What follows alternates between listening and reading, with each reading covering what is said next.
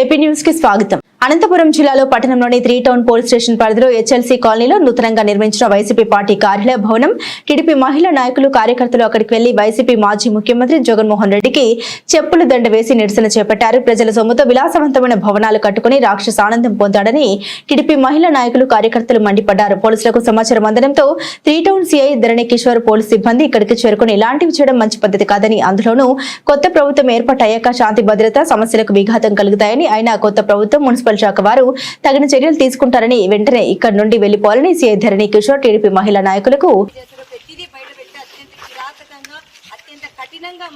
శిక్ష పడేటట్టు మేము తెలుగు మహిళల ద్వారా ఈరోజు డిమాండ్ చేస్తున్నాం.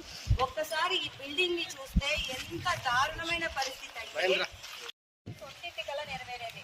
జగన్మోహన్ రెడ్డి నువ్వు చేసిన అవినీతినంతా కూడా బయటికి తీసుకొని వచ్చి నీకు కఠినమైన శిక్ష పడేలాగా తెలుగు మహిళలందరూ కూడా చేస్తామని మేము సభాముఖంగా చెప్తున్నాం.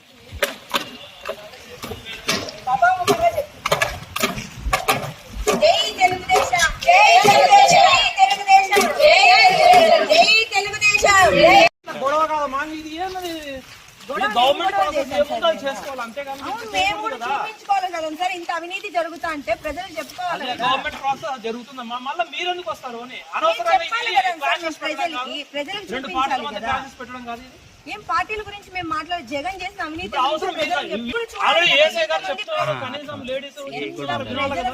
ఆయన ఎంత దుర్వినియోగం చేసినా దాని గురించి మాట్లాడితే మాది గవర్నమెంట్ ఉంది, మున్సిపాలిటీ ఉన్నారు, వాళ్ళు ఎంక్వైరీ చేసుకుంటారు, వాళ్ళు ఏం చేస్తారు, ప్రొసీజర్ నడుస్తుంది. మీరు రావాల్సిన అవసరం ఏముంది? మేము చూడాలి కదా సార్. అనవసరంగా ఇప్పుడు గవర్నమెంట్ అనేది జరుగుతుందమ్మా, మీరు అవసరం లేదు. అనవసరంగా మీరు వర్గాల మధ్య చిచ్చు పెట్టినట్టు అవుతుంది. ఇది దాదాపు 1 వీక్ అనవసరంగా వర్గాల మధ్య చిచ్చు పెట్టినట్టు అవుతుంది. ఇది ఏమన్నా ఇంత ముందు చెప్పేదా? ముందు చెప్పారు ఏదైతే ఇదైతే ఇష్యూ, అది కాదు